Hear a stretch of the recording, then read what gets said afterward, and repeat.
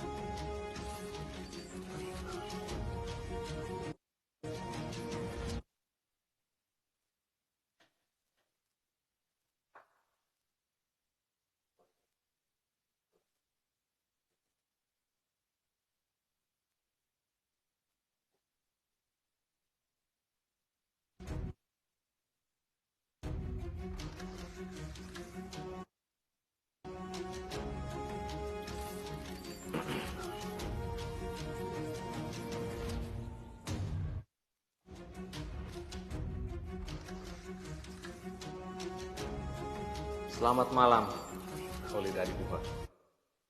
Salam Gailar.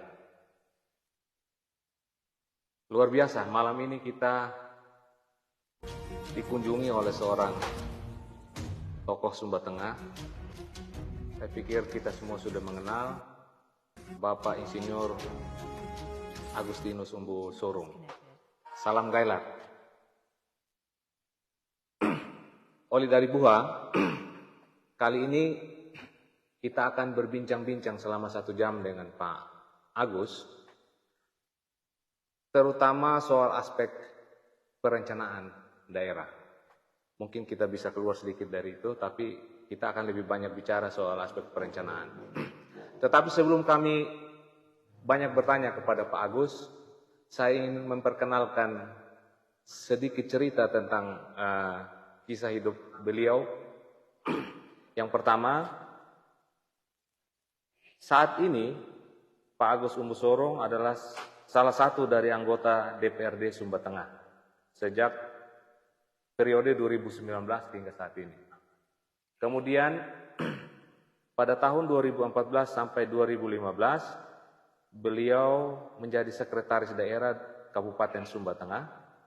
Kemudian 2013 sampai 2014 sebagai asisten administrasi umum. Kemudian pada 2009 sampai dengan 2012 menjadi kepala Bapeda Kabupaten Sumba Tengah. 2007 sampai 2009 menjadi kepala Subdinas Pengembangan Sumber Daya Manusia Dinas Koperasi Provinsi Nusa Tenggara Timur. Kemudian tahun 2004 sampai 2007 menjadi sekretaris Bapeda Provinsi Nusa Tenggara Timur. Sebelumnya lagi 2002 sampai 2004 menjadi kepala bidang perencanaan pembangunan ekonomi dan keuangan pada Bapeda ya Pak ya, Bapeda Provinsi NTT. Kemudian pada 2002 menjadi kepala subbidang Iptek di Bapeda juga NTT. Dan 1996 sampai 2001 menjadi kepala seksi pengembangan dunia usaha. Pengalaman yang luar biasa Pak Agus. Kira-kira apa yang bisa di-share kepada Oli dari Buas? Sekalian mengenai sejarah Bapak mendapatkan kepercayaan baik di provinsi maupun di kabupaten. Silakan Pak Agus. Kita salami dulu ya. Ya, silakan. Oli dari Buha di kawasan Sumba Tengah tercinta. Saya tentu menyapa kita sekalian selamat sore dan salam.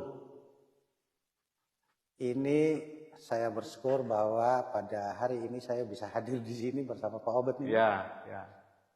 Sebagaimana yang disampaikan, memang lebih banyak waktu saya di luar, Ya. yaitu di Kota Kupang.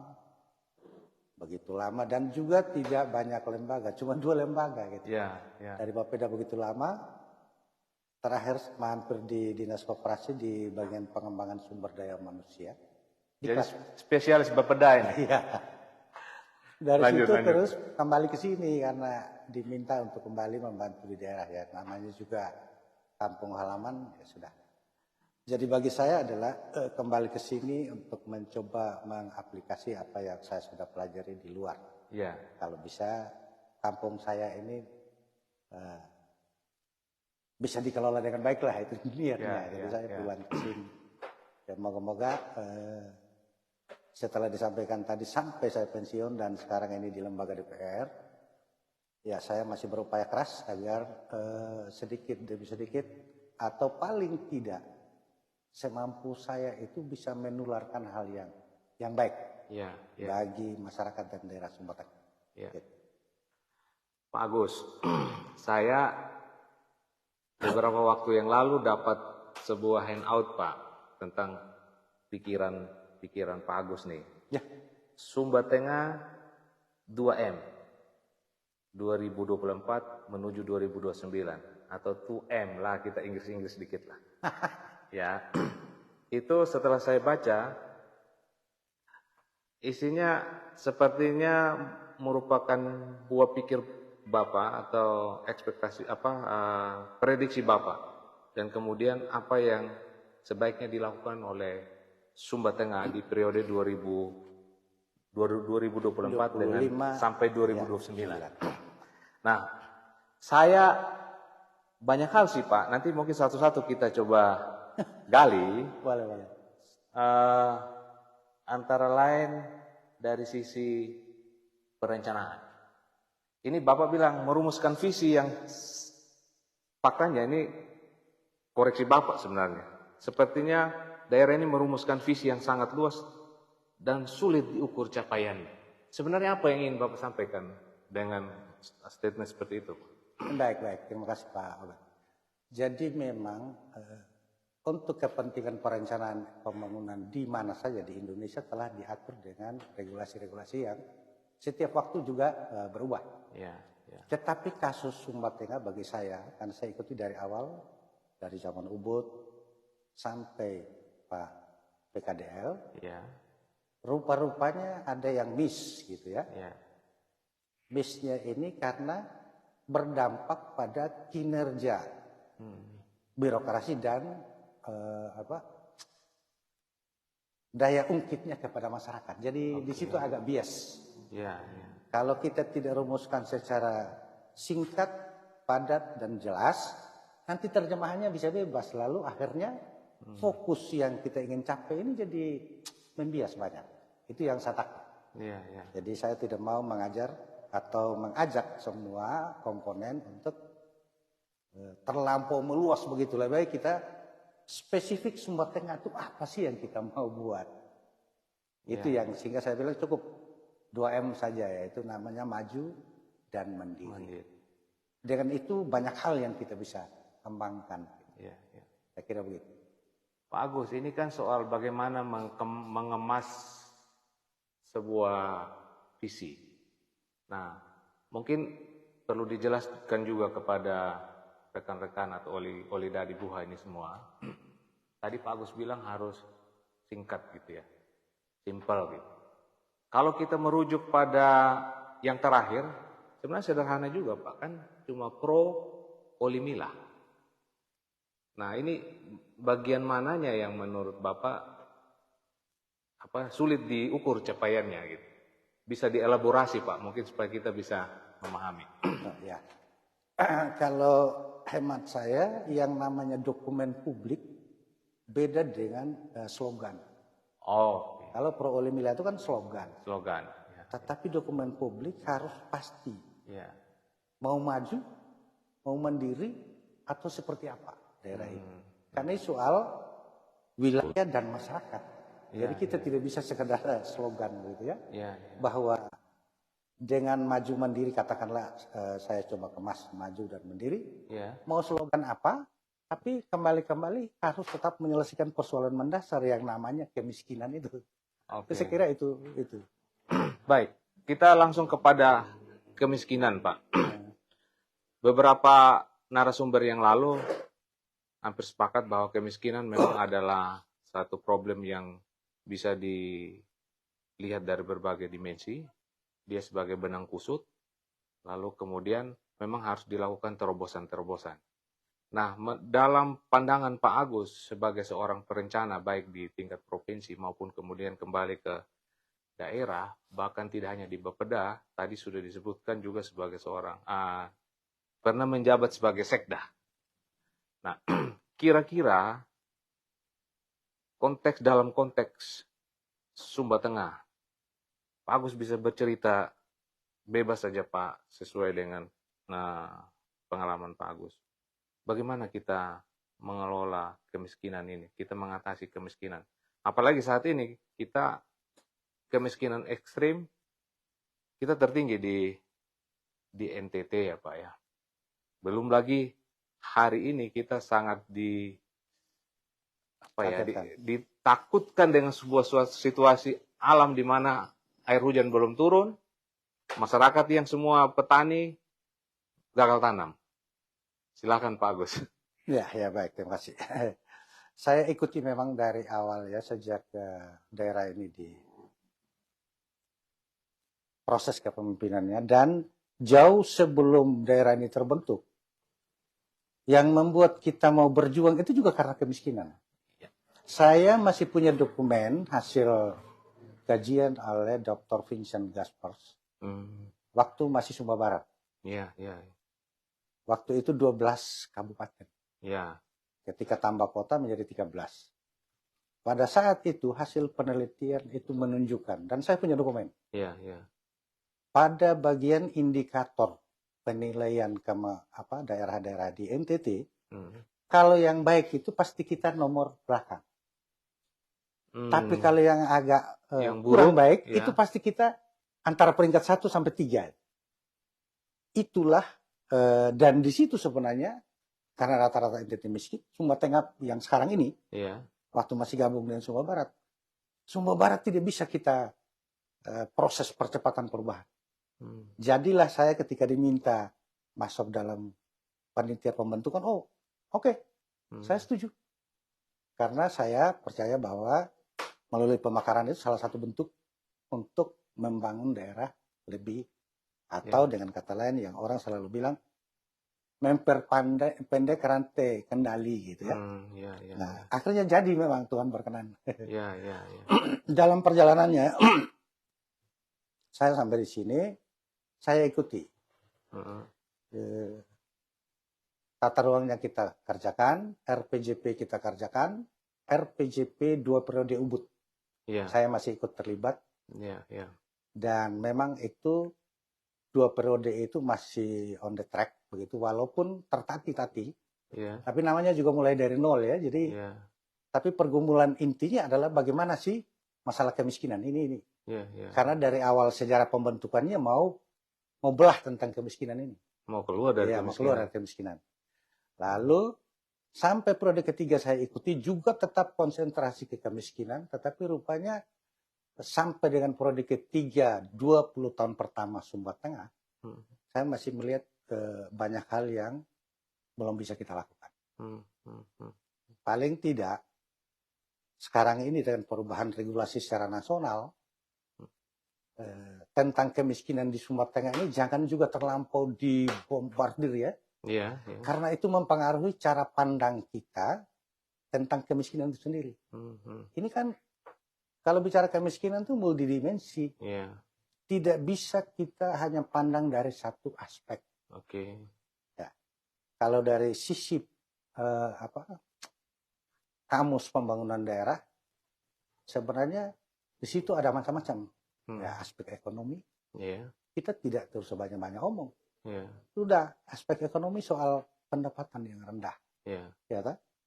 Produktivitas kita yang masih rendah. Artinya, kalau kita sebut pendapatan, nah tergerak kita. Apa upaya agar pendapatan ditingkatkan? Iya, iya. Produksi, jangan lagi kita bicara sekedar produksi, harus sudah bicara produktivitas. Jadi satuan lahan dengan produksinya. Nah, jadi kita bicara produktivitas. Kalau sekedar produksi, ini yang kita tenggelam. Jadi kalau begitu, ke depan harus dirubah. Ini kalau kita tarik ke belakang, cara pandang miskinnya kita yang terlampau kabur. Coba kalau kita cara pandangnya, kita berdiri tegap pada satu sisi. Dengan sisi ini maka saya selesaikan sekian indikator ukurannya. Kalau bilang struktural, siapa mau rubah ini alam yang gunung, lembah, segala macam? Kan tidak bisa begitu. Tapi bagaimana kalau kita berdiri natural maksudnya ya, kemiskinan natural. Oke, lanjut Pak. Kalau kita lihat dari sisi itu, apa kita rubah? Nah, kalau begitu kalau membangun daerah ini, bagaimana kita menyesuaikan program pemerintah bersama masyarakat dan dunia usaha agar bisa kita dapatkan nilai, kan gitu. Sebelum lebih lanjut Pak, saya ingin menggali lagi. Tadi Bapak sebut dua hal utama, income atau pendapatan, lalu kemudian produktivitas, bukan sekedar produksi. Nah, tolong dielaborasi lagi Bapak untuk Oli dari Buah semua mengenai apa yang Bapak maksudkan dengan income dikaitkan dengan situasi saat ini kita di masyarakat Jawa Tengah. Kalau untuk kondisi terakhir, kita baru saja juga bicara dengan pemerintah untuk segera menginventarisasi potensi-potensi yang dimiliki wilayah ini dan masyarakat, termasuk pemerintah sendiri, termasuk DPR di dalamnya. Ini otomatis gagal tanam, gagal panen akan menambah beban kemiskinan. Kan? Nah kalau begitu kita segera ambil sikap. Bagaimana kita menyikapi? Pertama, kita coba menghitung berapa sih areal yang bisa dikelola walaupun dalam jumlah terbatas. Kategori lahan basah, lahan kering. Pada kawasan itu atau pada wilayah-wilayah seperti itu, kita harus pastikan kita mau buat apa di situ. Caranya membuat sesuatu di situ kalau mau produksi, harus punya pikiran, saya punya produktivitas di wilayah itu, saya pastikan. Dengan demikian semua kebutuhan yang berkaitan dengan proses itu kita hire dengan baik bersama masyarakat. Bila perlu ya kita libatkan berbagai pihak yang punya kepentingan untuk ikut bersama kita. Nah itu juga saya bangga sekali di Beauty besok ada di sini dan hari ini sudah ada Pak. Hari ini sudah ada dan tadi sudah disuguhi. Maka sebenarnya dampak daripada kondisi ekstrim kita yang kita alami ini akan segera ada jalan keluar. Jangan lagi kita. Jadi kalau kita bicara bilang di sepanjang pinggir sungai itu kan ada lahan kering, ada juga sedikit-sedikit sawah. Bagaimana kita optimalkan air yang melalui aliran ini kali ini sedapat mungkin ada produksi yang mendapatkan nilai langsung baik dalam bentuk uang maupun dalam bentuk konsumsi rumah tangga. Jadi kan besarnya kalau pakai statistik kan konsumsi makanan yang paling besar pengaruhnya. Kalau kita hitung masuk tidak pada garis kemiskinan atau jauh di bawah garis kemiskinan, kan konsumsi yang paling besar. Nah kalau kita selesaikan ini, paling tidak konsumsi masyarakat masih bisa disuplai sekian persen. Maka sisanya baru diupayakan dengan cara lain. Saya kira begitu. Baik Pak Agus, di atas kertas sih kelihatannya bagus ya Pak. Maksudnya begini. Yang kalau mau minum silakan Bapak. Boleh. Silakan Pak. Saya lanjutkan saja Pak. Artinya gini. Kondisi saat ini bukan cuma ancaman kelaparan, memang sudah beberapa kali ada yang datang ke sini Pak. Sampaikan hanya bisa beli 1 kilogram beras. Harganya sudah 17.000 per kilo gitu. Nah, maksud saya gini. Biasanya kan kita masyarakat Sumba Tengah hari ini sudah keluar dari sawah. Selambat-lambatnya awal bulan Februari sudah selesai. Hari ini bibit pun belum ditanam. Yang sudah menanam mati karena tidak ada air gitu ya. Nah, 3 bulan ke depan ini masa menunggu, biasanya 3 bulan ke depan ini masa kita menunggu untuk panen. Saat ini mengolah lahan pun belum gitu ya. Belum gitu. Penantiannya makin tidak jelas. Nah, ini makin tidak jelas gitu. Nah, tadi Bapak sarankan kita mapping daerah kita mana yang masih ada air, kita maksimalkan gitu. apa cukup waktunya Pak? Satu. Lalu yang kedua, apakah Bapak udah terlibat lama di Sumba Tengah? Apakah kita punya data yang memadai untuk memang bisa melihat mana lahan-lahan yang bisa kita garap dalam waktu cepat, Pak? Sekedar untuk tidak memperlebar masalah kita, tapi hanya untuk mempersempit. Ya, ya. Baik. Jadi saya kira begini. Itu tadi saya bilang kami melalui lembaga di DPR telah menyampaikan kepada pemerintah untuk sesegera mungkin. Karena tidak bisa lagi kita tampik sekarang seperti tadi digambarkan. Iya. Mestinya 3 bulan masa penantian sudah bisa panen. Tapi sekarang faktanya penantian kabur. Iya. Nah, mau tidak mau, maka pertama kita harus mulai. Potensi yang memungkinkan masyarakat kita ini masih bisa dibantu dari potensi apa saja. Kita punya air di kali. Kita punya lahan di sekitar. Lalu ada beberapa areal misalnya di Pondok, di Memboro, Bewi, irigasi satu-satunya. Ada beberapa daerah lagi yang punya sumber air walaupun terbatas, tetapi itu masih bisa diolah. Potensi untuk kita menggunakannya, melakukan satu aktivitas produksi. Kita tidak harap padi jagung saja, tapi juga hortikultura. Karena hortikultura itu kalau diproses dengan jangka waktu singkat, ada nilai uang yang kita dapatkan dari situ. Jadi itu langkah pertama. Yang kedua, memang dari sisi pemerintah bersama DPR, kita juga sudah melakukan persiapan apabila kondisinya sangat darurat.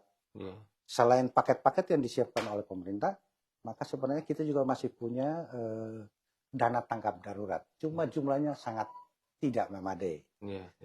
Ini terjadi juga karena kondisi keuangan daerah kita ini masih sangat rendah. Nah, PAD kita juga agak seret. Makanya untuk menanggulangi persoalan sekarang agar gap yang tadi itu jangan terlalu melebar, satu-satunya hanya menggunakan potensi yang kita miliki baik oleh masyarakat wilayah termasuk pemerintah. Bahkan kalau boleh kita segera melakukan komunikasi dengan pemerintah provinsi dan pusat. Ya, termasuk memanfaatkan Pak Deputi dari KSP. Bagaimana kita dengan suatu data yang valid kita menyodorkannya agar paling tidak ada tumpahan berkat. Baik tadi untuk kepentingan produksi pada daerah-daerah yang punya potensi. Lalu yang kedua juga bantuan langsung yang sesuai dengan tekanan yang terjadi 1 bulan 2 bulan ke depan. Baik. Pak Agus, oleh dari Buha, sepintas tadi yang dibicarakan ini sebenarnya semacam tindakan tanggap darurat. Benar ya Bapak? Betul. Tapi saya tidak mau menyia-nyiakan waktu ini hanya untuk ngomong tanggap darurat karena banyak hal yang bisa yang Pak Agus bisa cerita ke kita soal perencanaan. Mungkin anggaplah soal kita lewatkan dulu nih Pak soal kelaparan ini. Kita sekarang mau dong kita bermimpi ke depan. Saya ingin Pak Agus sharing soal mimpi Bapak soal Sumba Tengah. Apa saja sih yang bisa kita kembangkan Pak? Saya lihat di dokumen Bapak cerita soal rencana umum RT RW, lalu kemudian ada selatan utara, kemudian di tengah ini pusat pemerintahan. Tolong diceritakan ke Oli dari Buha, Pak Agus. Baik. Jadi dari aspek dokumen dulu ya, karena bagaimana kita membangun daerah ini kita mulai dengan ruang. Perda kita nomor 10 itu untuk RT RW 2020-2040 itu sudah mengarahkan. Dan juga perda sebelumnya tentang RT RW. Ada 3 kawasan di sini. Itu dikategorikan kawasan strategis. Satu yang Kota Bakul ini. Yang kedua kawasan pengembangan pariwisata Pantai Selatan. Dan yang ketiga itu kawasan pengembangan ekonomi cepat tumbuh di wilayah utara. Ini kawasan. Kawasan ekonomi cepat tumbuh. Iya, kawasan strategis namanya. Jadi dikenal 3 kawasan strategis ini. Kota Bakul, ekonomi cepat tumbuh di utara, dan pariwisata di Pantai Selatan. Itu perintah dokumen. Nah, sekarang kita bicara. Ruang ini kita isi. Apakah selama ini tidak diisi? Memang sudah diisi. Tetapi itu belum dengan langkah yang sistematis, katakanlah. Kita ambil. Sampai hari ini DPR masih ngotot bersama pemerintah. Agar rencana detail tata ruang 2 kawasan yaitu pariwisata selatan dan kawasan ekonomi cepat tumbuh itu harus cepat diselesaikan. Mengapa itu menjadi penting? Karena di dalam dua kawasan ini ada potensi besar yang bakal dikembangkan. Tidak semudah itu kita mengajak dunia usaha atau bantuan pemerintah pusat kalau desain pembangunan kita itu tidak detail. Kalau sudah detail, apalagi sekarang RDTR seluruhnya harus ke digital. Nah, dengan digital berarti mudah diakses oleh semua. Nah, disitulah agak kekurangan kita, sehingga kami lagi memaksakan kalau boleh 2024 ini dua kawasan ini dokumennya harus disiapkan. Nah, karena itu saya memandang, termasuk tadi bicara jangka panjang miskin, kalau cara pandang kita bisa rubah, saya kira ada pengalaman banyak. Kita ambil contoh saja dulu, saya masih di Provinsi Labuhan Bajo tidak ada apa-apanya. Iya, masih sebatas kota kecamatan waktu itu. Tapi siapa tahu sekarang ini sudah premium pariwisata. Itu karena pendekatan kawasan atau pengembangan kawasan. Mandalika yang lalu itu belum ada apa-apanya. Sekarang tiba-tiba mendunia. Ada proses panjang. Itulah yang mendasari kami itu selalu berharap RDTR ini harus segera. Tapi puji Tuhan baru-baru sudah dijawab oleh pemerintah, 2024 akan diselesaikan. Sorry Pak, RDTR rencana? Detail tata ruang kawasan. RDTRK? Ya.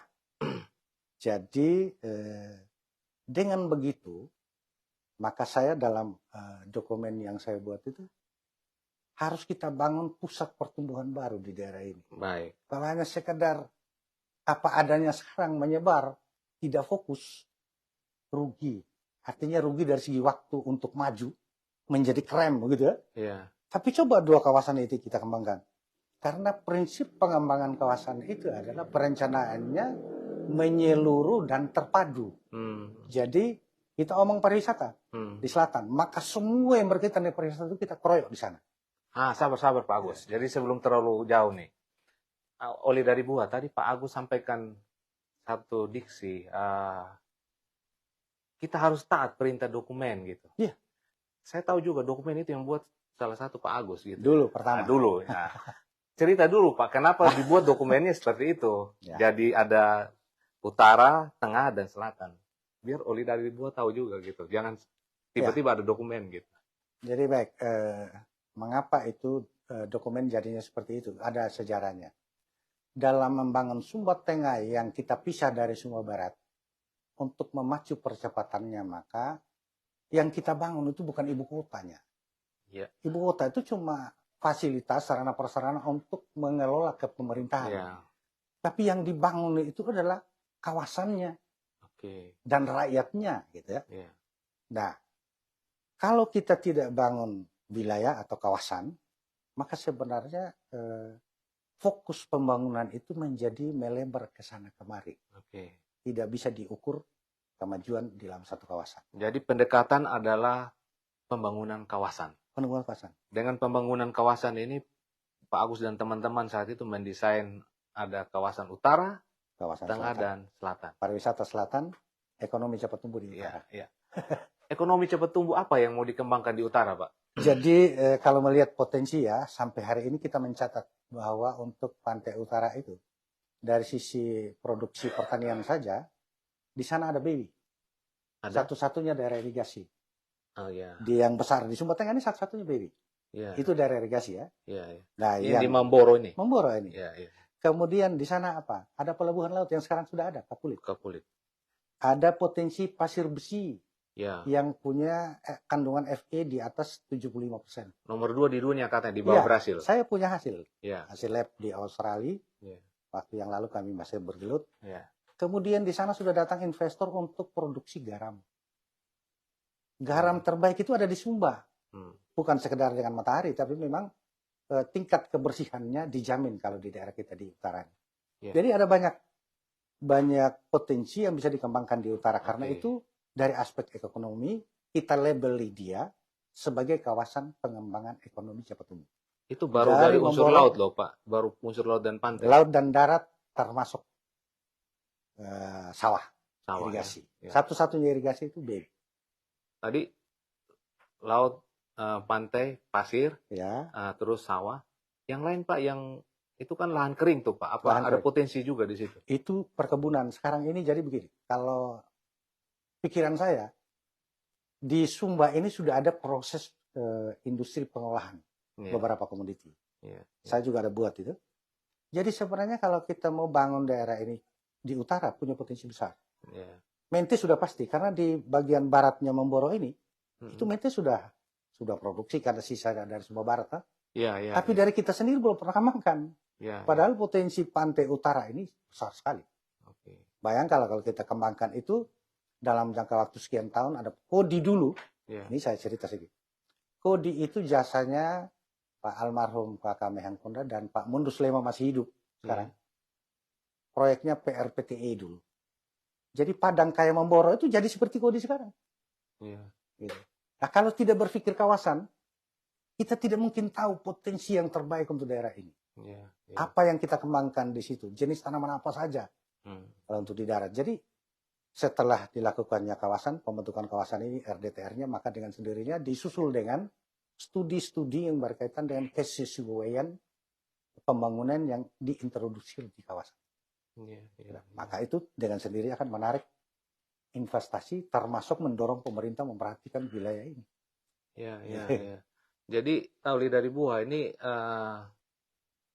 inline, segaris dengan narasumber yang sebelumnya mengatakan bahwa di pantai utara sampai di Sumba Timur, sampai Tanah Banas, ya kalau kita sampai Tanah Banas, bahkan Sumba kalau kita lihat Sumba sebagai wilayah perencanaan, itu pantai utaranya Sumba Tengah dan Sumba Timur itu katanya cocok sekali kalau ditanami cendana. Boleh. Karena memang itu habitatnya katanya. Artinya apa yang disampaikan Pak Agus ya mirip dengan narasumber yang lain. Artinya ini semakin benar gitu bahwa kita punya potensi. Selatan Pak. Kalau selatan ini karena sudah arahannya memang pantainya indah, sebelumnya ada taman nasional atau kawasan taman nasional, ini menjadi sangat eksotik. Dan karena itu dari awal, jangankan pemerintah Sumba Tengah, sebelum Sumba Tengah ada, pemerintah provinsi telah mengarahkan agar itu dijadikan kawasan pariwisata. Gayung bersambut ketika saya di sini memang ini kawasan pariwisata. Dan sekarang ini faktanya hampir sejumlah lahan di pantai sudah habis. Nah, mengapa mereka itu belum bangun? Para investor. Karena dokumen RDTR kita ini belum ada. Dunia usaha itu membutuhkan kepastian hukum terhadap kepemilikan lahan dan peruntukannya. Nah, kalau tiba-tiba dia bangun, kita bilang, wah ini jalan, wah ini jalur hijau, tidak boleh karena daerah daerah bencana, maka ini tidak boleh dibangun. Kan takut dia. Tapi kalau RDTR ada di Perda kan, oh iya dia punya pegangan. Jadi dengan bebas dia mendesain apa yang dia lakukan di daerah itu. Itu yang kita butuh, mengapa kita desak. Jadi yang ingin Pak Agus sampaikan bahwa dokumennya dibuat dulu. Detail, dibuat secara detail.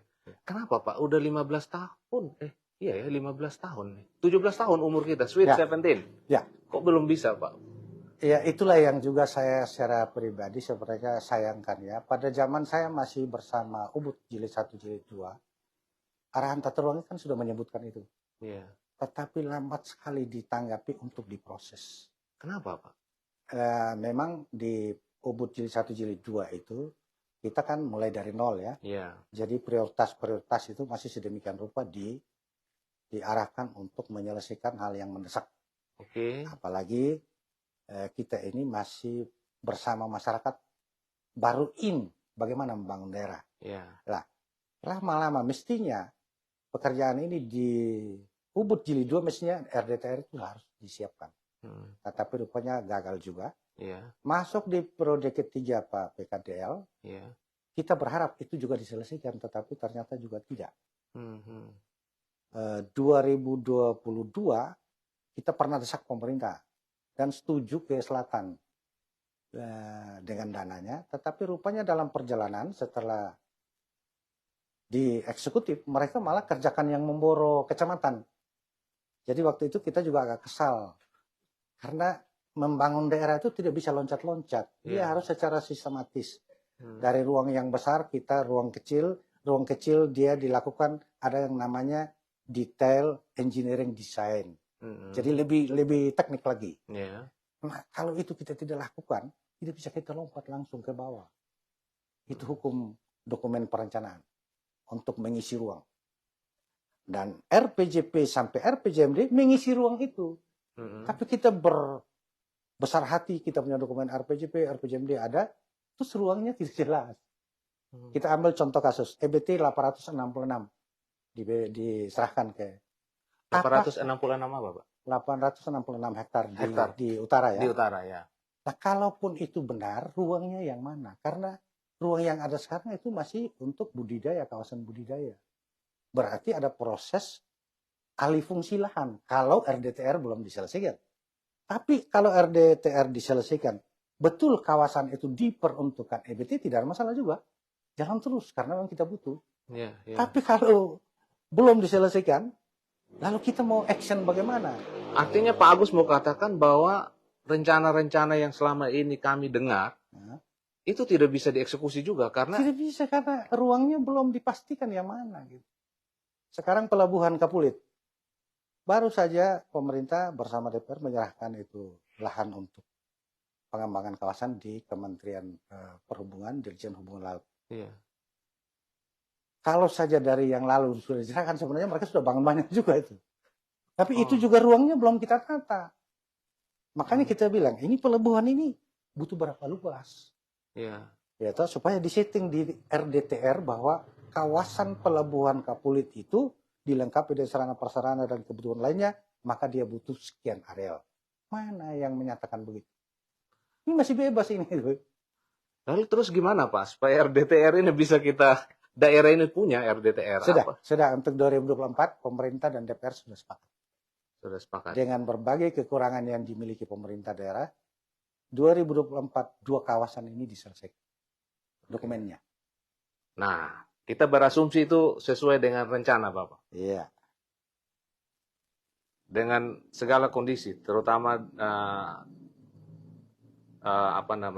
keterbatasan anggaran. Saya nggak terlalu tahu, saya hanya mendengar dengan keterbatasan anggaran.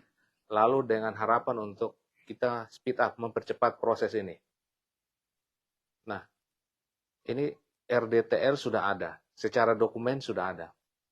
Kira-kira sesuai dengan rencana pengembangan kawasan, kita mulai dari mana, Bapak? Ya. Tentu pasti ada prioritas ya, Bapak? Ya, saya kira betul. Karena kondisi kawasan kita baik selatan maupun utara itu hanya apa adanya sekarang ya. Maka sebenarnya untuk kepentingan pengembangan kawasan, kita mulai dulu. Pertama itu bagaimana kita mendesain satu kawasan ini. Jadi prosesnya perencanaan menyeluruh dan terpadu. Ambillah katakanlah utara. Di sana potensi apa yang ada yang sudah di dalam dokumen RDTR itu di-hire. Kita bilang ada tambak garam, luasnya berapa. Ada pelabuhan pendaratan ikan. Ada pasir besi yang memungkinkan kita kelola walaupun adanya di palung laut. Ada pelabuhan Kapulit. Ada potensi pengembangan komoditi-komoditi yang sudah masuk ke industri pengolahan. Misalnya mente dan tanaman-tanaman lain. Ada BW sebagai daerah irigasi terbesar yang memungkinkan kita panen sudah pasti itu 2 kali. Tapi bagaimana caranya? Bisa 3 kali. Kalau bisa 3 kali. Jadi padi, palawija, padi atau bagaimana. Tapi ini semua tidak lepas dari proses perencanaan yang menyeluruh dan terpadu itu tadi. Bagaimana semua sektor yang punya kaitan dengan potensi kawasan ini bicara. Nah, kalau kita sudah dapatkan, maka ada suatu perencanaan makro. Kawasan ini kita bangun dengan potensi ini. Pada bagian itulah kita akan memperkirakan berapa tahun pertama. Katakanlah masa kepemimpinan satu kepala daerah adalah 5 tahun. Maka mulai tahun ke-2 sampai ke-5, apa yang diperbuat di kawasan itu sesuai dengan kemampuan fiskal daerah. Itu pertama. Yang kedua, kita promosi besar-besaran agar dunia usaha yang punya kepentingan, karena sudah ada kepastian, dia akan datang. Kita mediasi sedemikian rupa agar mereka tertarik dan membangun, menanamkan modalnya. Nah, di situ berarti terbuka lapangan kerja. Berbagai UKM akan berkembang tanpa kita fasilitasi gitu ya. Kemudian proses selanjutnya adalah mengembangkan komoditi-komoditi yang berkaitan dengan kesesuaian lahan untuk bisa dalam satu jangka panjang dia menjadi sumber pendapatan daerah, mendukung pendapatan daerah. Yang ketiga, kita ya tadi yang kita bilang bagaimana mengemas pengembangan kawasan ini agar pemerintah pusat melalui berbagai kementerian yang terkait bisa tertarik membantu daerah karena dia tahu ini Sumba Tengah miskin. Maka dengan label miskin itu tanpa membesar-besarkan tapi cara pandang yang benar, maka kementerian akan memberi sedikit tidak punya perhatian lah karena katakanlah ada 20.000 penduduk miskin di Sumba Tengah. Kalau dengan cara ini kita bisa selesaikan bertahap 5.000, 6.000, itu juga angkanya kan kumulatif secara nasional. Jadi di pusat mereka butuh perencanaan yang detail yang menyebabkan penilaian target pusat bisa dicapai melalui kegiatan di daerah. Kontribusi daerah terhadap pencapaian target nasional. Harus dibuat begitu, bukan sekedar usul-usul aja gitu. Ya. Tapi gini Pak Agus, ini tadi yang Pak Agus ngomong ini apa? Dari cara pikir seorang perencana. Kami ini rindu, kalau Bapak sebagai seorang bupati, Bapak mau ngapain gitu Pak? Tadi kan masih berpikir seorang birokrat perencana nih. Ini tahapnya roadmap, harus buat roadmap. Ya, seperti ini. Wajib roadmap. Tapi roadmap yang ini di tahap pertama, kalau Bapak sebagai pimpinan daerah, kira-kira loh Pak. Ya. Saya ingin menggali lagi, bukan sekedar seorang perencana saja, yang pernah mengurusin ini gitu ya. Tetapi sebagai seorang calon pemimpin katakanlah, apa yang mau dilakukan? Kita mulai start dari mana Pak? Ya, kalau tidak tertutup kemungkinan ya, namanya setiap orang itu punya target. Ya. Kalau dari awal saya ikuti mulai dari proses pembentukan sampai dengan hari ini, memang dibutuhkan pemimpin-pemimpin yang punya wawasan yang cukup dan punya niat tulus. Bagaimana mendesain secara terbuka. Jangan ditutup-tutupi. Kita mendesainnya tuh semua masyarakat boleh terlibat, dijelaskan dengan baik supaya mereka paham. Lalu dunia usaha juga dilibatkan bahwa pemerintah daerah sudah welcome mau begini. Nah dari sisi itulah sebenarnya kalau saya secara pribadi saya bilang kalau saya jadi pemimpin di daerah ini saya tidak sombong. Saya sudah kuasai jauh sebelumnya. Jadi tidak terlalu pelit lah gitu ya. Jadi kalau menuangkan apa yang ada dalam pikiran saya akan komunikasikan dengan masyarakat dan birokrasi, bahkan tokoh-tokoh masyarakat, bagaimana kita melihat Sumba Tengah ke depan dengan satu konsep terbaik. Tapi kalau saya sendiri jadi pemimpin, tidak perlu repot lagi, tinggal saya sosialisasikan. Nah, itu yang mau saya terima atau tidak. Ini yang kami ingin dengar Bapak. Maksudnya gini, kalau kita tahulah secara normatif melibatkan partisipasi masyarakat dalam proses perencanaan, normatifnya oke gitu. Tetapi sebagai seorang leader tentu harus memberikan arah. Jangan juga terlalu dibuka, terlalu luas pilihan-pilihannya, akhirnya strategi itu tidak tajam gitu. Harus fokus lah. Harus fokus. Nah, dalam rangka fokus ini kita ingin menggali pikiran dari seorang Insinyur Agus Umbusorong.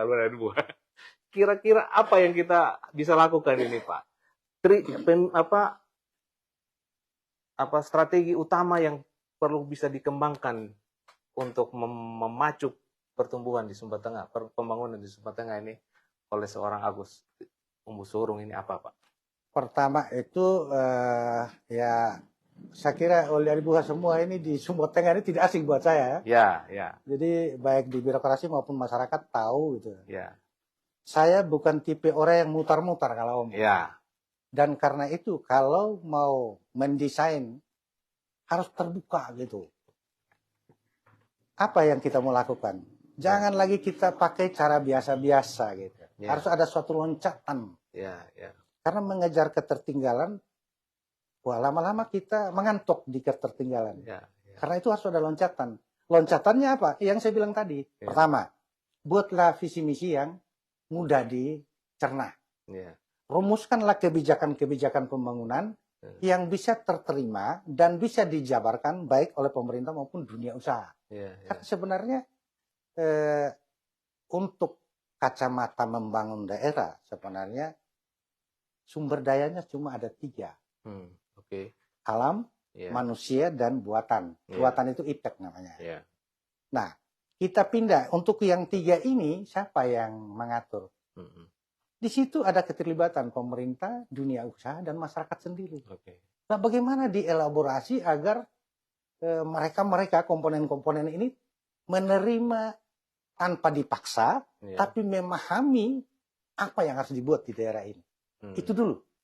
Kalau kita sudah yakinkan dan begitu terbuka kita menjelaskan, tidak ada rahasia-rahasia lagi bagi dunia usaha untuk menyatakan saya Jadi mau. Bapak mau mengatakan selama ini ada rahasia gitu?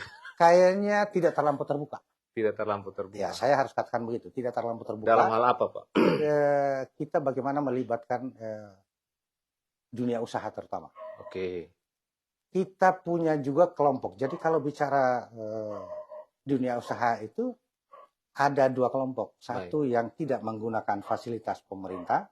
Kedua yang menggunakan penanaman modal dalam negeri dan asing. Dan kelompok yang banyak di Sumatera Tengah kita ini hanya kelompok yang non fasilitas yang mengharapkan proyek pemerintah. Gitu ya. Padahal kita harap mereka yang punya uang itu, modal itu, apakah dia gunakan fasilitas PMDN atau PMA, silakan dari kemampuannya dia dan disesuaikan dengan potensi kita bisa masuk di daerah kita. Jadi terbuka yang saya bilang tadi, kita di sini sudah welcome masuknya dunia usaha. Dunia usaha juga datang dengan senang hati melihat, masyarakatnya welcome, pemerintahnya welcome, ada regulasinya. Saya kira tidak ada yang terlalu sulit. Ini saya kerja keras ini oleh Ibu. Saya gali terus. Nah, harus begitu. Bagus. Saya mulai masuk yang terakhir tadi, soal tidak terbuka.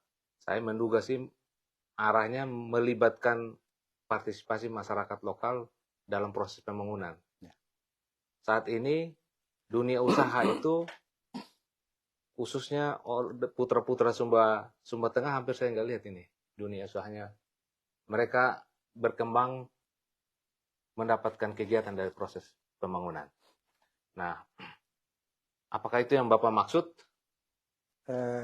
Saya kira saya tidak eksklusif pengusaha-pengusaha lokal. Kelasnya tetap saja mereka itu non-fasilitas. Non-fasilitas. Artinya yang tidak menggunakan fasilitas penanaman modal. Baik dalam negeri maupun luar negeri atau PMA. Dan itu yang banyak kan kita di sini. Kita banyak.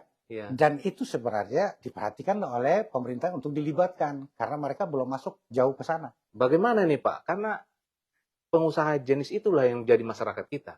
Inilah yang harus ada keberpihakan pemerintah terhadap mereka. Ini menurut saya. Karena inilah objek masyarakat kita yang harus kita kembangkan. Betul. Kira-kira apa yang bisa dilakukan untuk mereka, Pak? Jadi kita jujur saja ya. Jadi saya tidak menyatakan apakah pemerintah UBUD 172 sampai PKDL itu ada terlepas dari itu. Tapi saya melihatnya dari aspek membangun daerah. Sebenarnya untuk pertumbuhan ekonomi lokal itu harus ditangani oleh mereka yang ada di sini. Karena apa? Kalau mereka dilibatkan, dan mereka juga tidak mungkin memaksa diri untuk mendapat pekerjaan-pekerjaan yang melampaui kemampuan. Harus disesuaikan. Pemerintah juga tahu mereka ini mampu buat apa saja. Selama ini mereka itu bekerja sukses tidak.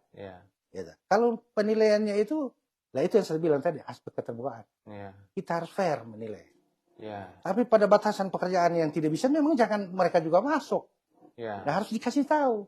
You punya kemampuan di kelas ini. Kalau kelas sana jangan ini, punya porsi yang lain. Ada di Sumatera Tengah atau di luar Sumatera Tengah, nggak rusak.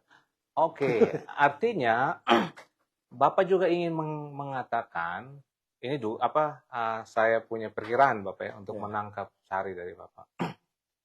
Artinya Bapak juga ingin mengatakan bahwa harus didesain proses pelibatan ini supaya tadi dia kalau kita ngomong kelas, tadi kelas bawah harusnya didesain supaya dia meningkat. meningkat. Gitu ya.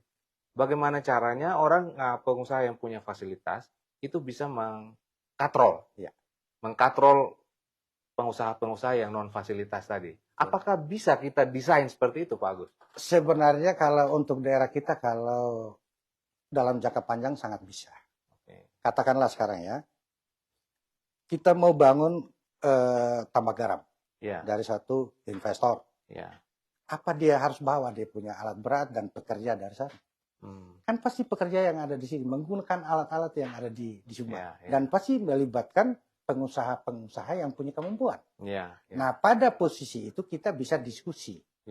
Tapi dengan keyakinan mereka yang dilibatkan betul memberi dukungan. Karena dunia usaha ini tidak bisa ngerem. Dia kejar BEP. Break even point. Tidak bisa kita toleransi dengan gaya kita. Maka pemerintah punya kewajiban memberi pemahaman. Kalau kamu mau terlibat di situ, ini batasan-batasan. Bisa kita hitam dan putih. Baru kita bilang sama investornya, mana Pak, libatkan kami punya pengusaha-pengusaha karena mereka ini mau dikatrol. Saya kira itu tadi yang saya bilang, keterbukaan dalam berbagai hal dibutuhkan agar kita bisa punya jalur-jalur yang memungkinkan mereka ini dikatrol. Karena kemampuan mereka itulah yang sebenarnya pengeluarannya di daerah ini membuat aktivitas menjadi berkembang. Kalau saya begitu. Ini Oli dari Buah ngomong dengan Pak Agus Umbusoro, kita harus banyak menyesuaikan dengan cara berpikirnya ya. Karena tadi kan ngomong soal keterbukaan. Buat masyarakat awam, Bapak, keterbukaan dalam proses itu tadi masih sulit dicerna, Pak.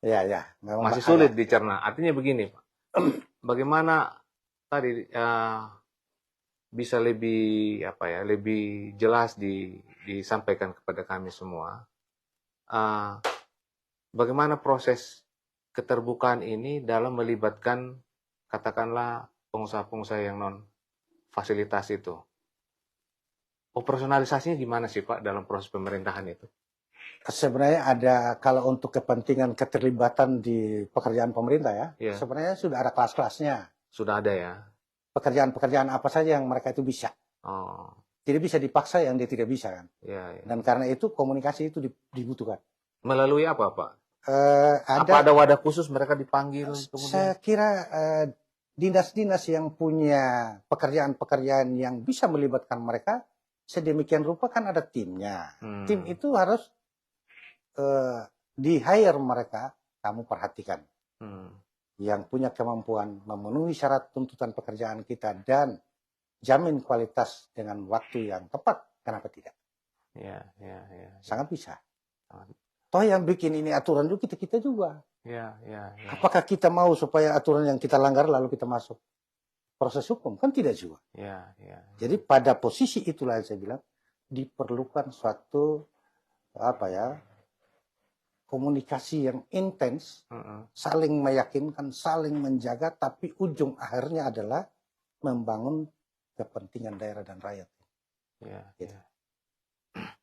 Bagus. Kita masih lama kah? Oke. Saya ingin gali sedikit, Pak. Sumba Tengah ini dikenal. Bahkan orang Sumba Tengah memperkenalkan diri sebagai kabupaten keluarga, Pak. Nah, ini bisa dimaknai itu kekuatan, tapi di sisi lain juga bisa menjadi kelemahan. Nah, saya ingin dengar pandangan Pak Agus soal kabupaten keluarga ini. Kalau saya masih yakin sampai dengan hari ini, kekeluargaan ini masih pada posisi yang baik-baik. Tetapi memang kita harus catat bahwa akibat pembangunan akibat kemajuan, baik yang sifatnya mengglobal, nasional, apalagi sekarang lagi-lagi politik begini. Jadi kemudian komunikasi media sosial, ini kan tempat-tempat di mana kita bisa melihat, menilai, masih adakah rasa kekeluargaan yang tinggi di daerah ini. Karena kalau itu, saya kira menjadi, kalau saya tukar dari cara pandang saya, dari aspek sosial kemasyarakatan. Salah main kayak kemarin itu di media sosial itu sebenarnya proses pemiskinan juga. Ya. Nah karena itu mari kita jaga ini daerah. Ya, ya. Nenek moyang sudah mengajarkan, tetapi sekarang agak pelan-pelan degradasi karena kemajuan. Kita tidak mampu mempertahankan nilai-nilai kekeluargaan itu. Ya. Tidak ada satu keluarga yang merindukan keluarganya kacau balau. Ya. Sama gitu ya di mana-mana. Ya. Itu sudah aksioma. Ya. Tetapi dalam perjalanannya kok bisa terjadi. Nah disinilah dibutuhkan peran semua pihak. Ya. Ya. Mulai dari pemerintah, lembaga-lembaga kemasyarakatan, termasuk lembaga keagamaan, partai politik, ya. Ya. Khusus yang ada di Sumatera Tengah. Ya. Ya. Harus punya pemahaman bahwa ini daerah memang daerah keluarga. Saya masih punya catatan Pak Obed. Kalau saja Pak Obed cari di Salatiga, itu ada penelitian Pak Dr. Niko Kana. Ya. Yang menyatakan, ya, kalau mau kuasai Sumba ini, kuasai dulu Salib Sumbu ini. Ya. Nah, kalau Pak sudah baca, saya kira itu. Saya belum itu baca yang saya sih bilang. Pak, saya hanya ikut diskusinya saja. Ya. Jadi itu yang saya bilang. Nilai-nilai kekeluargaan di Sumba Tengah ini masih cukup tinggi. Tetapi ada sedikit degradasi yang terjadi dan itu perlu segera dikembalikan. Ya. Ya. Karena kalau tidak, yang tadi saya bilang, ya, kita bangun kawasan selatan, lama-lama orang luar yang nikmati. Kita bangun kawasan utara, lama-lama orang luar. Kalau kita ini tidak merasa bahwa kita lah yang harus berjuang menikmati itu. Loh Pak Agus, katanya memang sudah orang luar yang kuasai Pak. Utara dan selatan ini. Boleh saja kepemilikannya karena dia ada uang, dia beli itu. Ya. Tetapi bahwa mendapatkan nilai dari situ. Pemanfaatannya bisa masih iya. di... Iya. Nah ini menarik nih. Dengan modal itu tadi, kekeluargaan tinggi kita ini. Ya. Harus diupayakan, jangan dilepas. Bisa digambarkan Pak, itu masih sulit nih. Jadi gini Pak Abed, ini sebenarnya mainannya pemerintah, posisi bergening pemerintah. Okay. Tidak mungkin masyarakat sendiri. Nah, karena bicara dengan dunia usaha itu, dia itu tadi. BEP saya tahun keberapa? Yeah. Sederhana dia. Apa masyarakat tahu? Tidak. Yeah, yeah. Yang tahu di pemerintah. Yeah, yeah. Nah kalau begitu kita yang diskusi dengan dia. Yuk kalau saya melibatkan saya punya masyarakat dengan berbagai kemampuan yang mereka miliki itu seperti apa ya. Yeah, nah kita yang ngomong sama rakyat kita. Yeah, yeah, yeah. Jangan suruh investor yang cari dong. Jangan begitu, ini kurang kita. Baik, saya nangkap sekarang. Jadi maksudnya oleh dari Buha, jadi sebenarnya implisit Pak Agus ini bilang, kita perlu juga investasi. Tapi kita jangan juga takut investasi itu. Gitu. Jangan terlalu curiga yang berlebihan. Tetapi justru itu harus diberikan porsi yang sebesar-besarnya kepada pemerintah untuk melakukan semacam proses engagement dengan perusahaan. Tetapi pemerintah datang dalam konsep berpikir melalui investasi ini yang sebesar-besarnya untuk kemakmuran rakyat. Maksudnya pelibatan masyarakat itu memang harus didesain dari awal. Ya. Bukan dibiarkan saja investor datang, kerjakan seenaknya, terus orang Sumatera Tengah jadi penonton ya Pak Agus ya. Disitulah tugas pemerintah. Nah, mengapa Indonesia ribut sekarang? Ya, karena ada salah komunikasi. Ya, ya. Dan itu ada juga kepentingan-kepentingan. Dan kita jangan tirulah. Saya kembali yang Pak Obed bilang. Ya. Daerah keluarga masih adakah? Ya. Potensinya untuk melakukan yang lebih besar? Masih. Ya. Tergantung bagaimana pemimpin mengatur. Ya. Menggerakkan semua stakeholder. Ya. Agar welcome. Ya. Kita sama-sama maju. Saya ambil contohnya gini. Ya. Kalau Pak Obed tahu ada talasi di samping rumah budaya di Betebula. Yang sekarang itu lagi mengolah mente, kopi, serewangi, dan kemiri. Dulu itu sebenarnya saya minta dia masuk Sumba Tengah. Tapi ternyata dalam perjalanan kita di sini belum terlalu in dengan ekonomi dan investasi. Dia bilang ke saya bangun di sana. Silakan. Yang penting ada di pulau ini. Nah kan saya berani tulis itu. Produksilah komoditi-komoditi yang sebenarnya pengolahannya sudah ada di sini. Jangan mimpi yang besar-besar. Kita produksi, siapkan bahan baku dengan bahan baku sudah di situ. Faktanya sekarang untuk olah mente saja dari satu jenis komoditi sudah 100 lebih tenaga kerja yang ada di situ. Belum yang lain. Coba kita urut. Maka nilai bagi daerah baik Sumba Barat maupun satu pulau ini adalah jangan ragu menanam komoditi-komoditi yang pengolahannya sudah ada di sini. Dengan demikian harga itu pasti. Bahwa proses naik tidaknya tergantung ekonomi luar, harga pasar. Ya, harga pasar. Tetapi kita yakinkan bahwa kita mau siapkan bahan baku. Ini sudah hadir dia. Saya masih pelan-pelan goda-goda kalau bisa dipindahkan ke Miri ke Darsi. Tapi maksud Bapak tadi bukan tidak boleh mimpi yang besar dong. Maksudnya mimpi besar tapi mulai dari yang ada di Sumba. Lama-lama orang akan tergiring dan pikiran semua menuju pada suatu kemajuan. Mungkin kita sudah mati baru mereka nikmati juga. Tapi kita harus rintis itu supaya terjadi. Tidak ada yang jadi begitu saja tanpa suatu proses pendewasaan atau mendekatkan diri dari satu proses yang panjang untuk mendapatkan nilai. Jadi ada jangka panjang dan jangka pendek untuk membawa mereka ke jangka panjang yang lebih bijak. Kalau saya begitu. Pak Agus, ini kita sudah mulai di akhir-akhir acara kita. Ada dua hal, Pak. Sebelum kita closing statement, dengan pemikiran, dengan rencana yang mimpi-mimpi yang baik tentang Sumba Tengah, dengan simpul-simpul yang Bapak sudah tahu, kira-kira kita harus mulai dari mana? Apakah Bapak ingin menitipkan itu kepada orang lain? Atau Bapak juga ingin Bapak yang lakukan itu, mewujudkan mimpi itu dalam kontestasi pilkada nanti, Pak?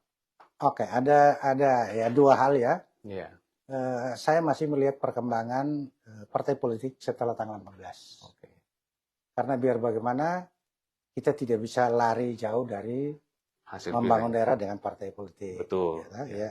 Yang kedua, bisa saja kita kalau misalnya tidak siap, kita menitipkan. Tetapi harus pada mereka yang punya kemauan kuat. Punya keberpihakan. Kita bisa dengan kata-kata saya berpihak. Tetapi mengelola keberpihakan bisa tidak kita terima. Kalau juga hanya hayal-hayal juga saya kira saya bukan tipe orang yang begitu. Saya mau apa yang kita buat, kita lakukan, kita nikmati bersama. Gagal bersama, maju bersama. Harus begitu. Jadi saya tunggu aja setelah tanggal 12. Apa yang terjadi dari partai politik ini memungkinkan saya atau tidak kita lihat. Jangan kita buru-buru. Baik. Karena ini hajatan politik juga melalui partai politik kita. Baik. Pak Agus, di saat terakhir, closing statement, pesan-pesan buat Oli dari Buah semua ini. Ya, saya kira untuk Oli dari Buah seluruhnya di Tanah Wacana Lukuy Kalala. Yang pertama sekali menghadapi pemilu tanggal 14, sebaiknya kita berupaya keras membuktikan bahwa Sumba Tengah itu daerah keluarga. Politik itu baik untuk kita semua. Tetapi jangan karena judul politik kita membuat satu kondisi yang kurang kondusif. Yang pertama. Yang kedua, saya kalau dipertanyakan seperti yang terakhir, saya menunggu nanti hasil pileg. Konfigurasi partai politik yang bakal punya seat di sini. Seorang kandidat dia harus maju pasti menggunakan partai politik. Kecuali dia memutuskan dia independen. Nah itu jadi kalau sampai terjadi nanti kita akan bicaralah.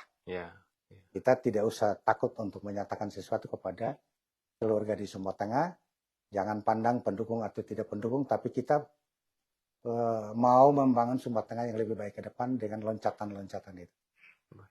Moga-moga saja semua keluarga kita ini dalam keadaan menyiapkan diri. Buktikan kekeluargaan di Sumba Tengah tanggal 14. Saya kira itu. Di hari Valentine. Hari Valentine. Oli dari Buah.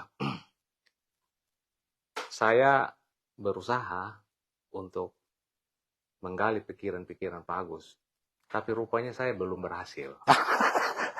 Sehingga ini adalah pertemuan pertama, bukan yang terakhir. Ada banyak pikiran-pikiran beliau yang saya baca, yang mungkin kita bisa elaborasi lagi di kesempatan berikut.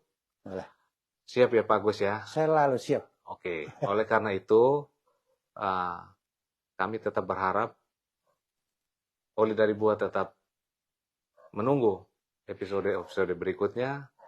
Oleh karena itu kami ucapkan terima kasih kepada Oli dari Buah semua. Terima kasih untuk Pak Agus. Terima kasih Sampai banyak. bertemu di lain kesempatan. Shalom.